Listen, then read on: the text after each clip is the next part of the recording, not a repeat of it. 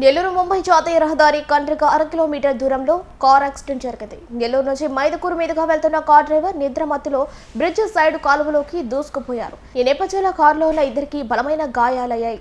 ఇద్దరిని private hospital కి తరలించారు.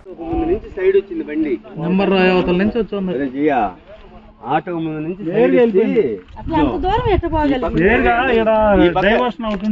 టైర్ ఏడ తగులుకొని నిద్రపోతున్నాడా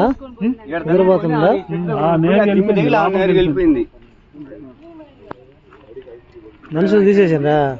ఓల్డ్ పోయి హాస్పిటల్ చనిపోయే ప్రమాదం ఏం కాదు. ఎయిర్ బ్యాగులు 2 ఓపెన్ అయినాయి. ఎంతమంది ఉన్నారు? ఇద్దరు ఫ్రంట్ లోనే ఉన్నారు. కన్ను మూసింటారా? కన్ను మూసి ఆ నుంచి ఇచ్చింది. నెమ్మర్రాయి అవతల నుంచి వచ్చింది. సైడ్ ఆడ స్కూటర్ ఒక తగిలిందంట.